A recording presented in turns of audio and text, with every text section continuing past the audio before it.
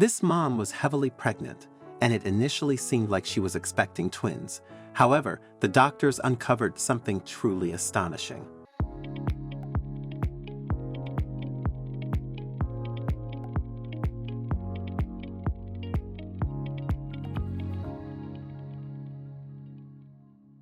Lauren Perkins was sitting in front of her vanity, carefully applying lipstick. She smacked her lips together and tilted her head, scrutinizing her reflection in the mirror to ensure she looked perfect. Her husband, Dave, stood at the door and grunted, "I promise, honey, you look beautiful. Now let's go. We'll be late for the doctor's appointment," he pleaded. Dave had patiently waited for her to get dressed all morning, offering compliments on each dress she tried on whenever she asked his opinion. After trying on no fewer than 3 dresses before making a decision, she pondered how to style her hair and the amount of makeup to wear. She wanted to look presentable and refreshed. Lauren had told her husband that she didn't want to be one of those pregnant women who always looked tired. After a little more cajoling from Dave, she finally accepted that she was good to go to the doctor's office. Dave was relieved. Today was a big day for them. It was the day the doctor would confirm that they were going to be parents of twins. They were excited. In their first consultation with the doctor, he had told them that Lauren had high levels of human chorionic gonadotropin, or HCG. It's a hormone produced by the placenta during pregnancy. It helps thicken the woman's uterine lining to support a growing embryo and tells the body to stop menstruation. HCG levels rise after conception and continue to rise until about 10 weeks into pregnancy. The high levels of HCG meant Lauren was pregnant with more than one child. Lauren and Dave had gasped in amazement. The thought that they would be having twins was thrilling. It felt like a reward after trying for 18 months to get pregnant. Initially, they had blamed the delay in getting pregnant on Lauren's almost extreme fitness. She had a habit of running a lot, and the couple believed that it had contributed to why she had been experiencing irregular periods. However, Lauren had found it difficult to reduce how much she ran because running distracted her. It had served to divert her thoughts when they had been consumed with having babies. Lauren was 28 years old, and she worked as a school psychologist for children with special needs. Dave was not much older than her, and he worked in a corporate environment. Together, they pulled in a decent income and could afford to have twins, although that hadn't been part of their original plan. Originally, the couple had planned to have 2 kids, a boy and a girl, who would be 2 to 3 years apart. However, when conceiving naturally hadn't worked out, they had started looking into assisted means. It had cost a large sum of money, but they had been willing to risk it because they wanted children. Lauren had been placed on ovulation-stimulating drugs weeks before going for intrauterine insemination, which involved 2 weeks of shots, a 25% chance that the procedure would work, and another 25% chance that twins would be conceived. The odds of conceiving triplets, quadruplets, and other multiple babies were slim, as low as 1%. However, 2 weeks after the shots, a pregnancy test had shown that Lauren was pregnant. It had also been observed that her HCG level was high. For this reason, an ultrasound had been recommended. During the ultrasound, the doctor started counting how many embryos he could see on the monitor. He counted 1, then 2. Lauren and Dave grinned at each other, happy that they had received confirmation of their hope. They expected the doctor to declare that the ultrasound was over, but they got the greatest shock of their lives. The doctor continued counting. "I see 3, 4, and 5 embryos. Wow, that's a lot," the doctor said. The couple was dumbfounded. They looked at the doctor as if he had grown horns. Surely he was joking, right? It was rare for people to have triplets, not to mention quadruplets or even quintuplets. They didn't even want that many children. They just wanted 2. But it wasn't over. The doctor said that, given the circumstances, he felt like counting again to double-check. The couple encouraged him, hoping he had made a mistake and they weren't having quintuplets. As it turned out, their prayers were not answered. Things got worse because the doctor discovered a 6th embryo he had missed on the first count. They were expecting sextuplets. Several seconds ticked by. There was complete silence in the examination room, save for the beeping of the medical equipment.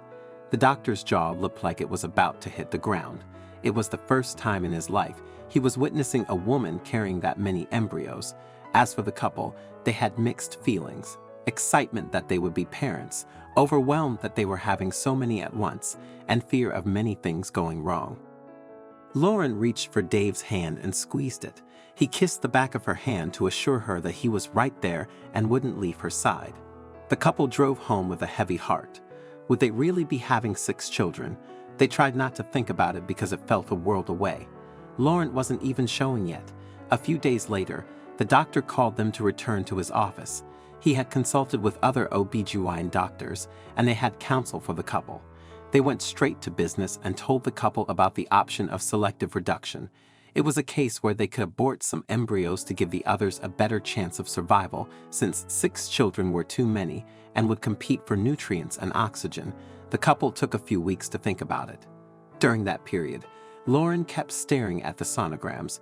She watched each embryo closely, admiring each one as if they were already babies and had been born. The more she did this, the more love welled in her heart for her babies, and she couldn't find it in her to lose any of them. Dave was more logical. He pondered on each embryo, marveling at how amazing it was that these lives were forming inside his wife's body. But he was mindful of what the doctors said about giving the children better chances of survival. He talked Lauren into seeing reason. She cried and pleaded with him not to make her do it. How could she stand to deliberately lose any of her children? Understanding her predicament, because he was in it too, Dave was patient with her. He was hurting too, but it was something they needed to look into. Resigned, Lauren accepted, and together they considered which embryo to abort. But the more they looked, the less they saw. All the fetuses seemed healthy and were developing normally. It looked to the couple like 6 of the children would be fine. They informed the doctor of their decision, and he gave his full support. It was tough to decide to keep all the children. The couple knew that it would challenge them in every way. It wasn't something they could do alone, so they started informing close family and friends months earlier. They needed all hands on deck to support them in the children's early years. If it took a village to raise 1 child, how many were required to raise 6 children? A lot. Together, the couple also put their trust in God to keep Lauren and the babies healthy. As Lauren's pregnancy progressed, it was taxing on her health. Her stomach was swollen enormously. Her feet and her face swelled up too. She was always uncomfortable and was constantly adjusting her sitting or lying position. Although she wanted to give birth already, she couldn't because having the babies too early reduced their chances of survival. The doctor told her and Dave that it was safer for the sextuplets to be born closer to 30 weeks. He used an analogy to drive his point across. Triplets born at 25 weeks are more at risk than sextuplets born at 30 weeks. Also, children born prematurely are generally at risk of having severe mental or physical disabilities. In Lauren's 30th week of pregnancy, there was a scheduled C-section. On the day that she gave birth, there were a total of 35 medics in the room, and they formed teams to take care of each of the babies as they were brought out from Lauren's stomach. The sextuplets were delivered between 10:26 and 10:30 a.m. Dave was present in the room and beside Lauren, who chose to be conscious for the surgery. She saw her tiny babies before the assigned teams of medics whisked them away to the neonatal intensive care unit, NICU. The heaviest child weighed 2 pounds 15 ounces, while the lightest weighed 1 pound 10 ounces. Neonatologists said that low birth weight babies were susceptible to complications weeks after delivery. They needed to be protected and watched over for a long time. Lauren met her babies 4 days after delivery. The first baby she held in her arms was Allison. Allison had been fussy and crying, refusing to calm down, but the instant that Lauren held her, she quieted. It was as if she recognized her mother had come for her. Tears of joy filled Lauren's eyes. Altogether, Lauren gave birth to 3 boys and 3 girls: Andrew Noah, Benjamin Luke, Levi Thomas, Allison Kate, Caroline Grace, and Leah Michelle.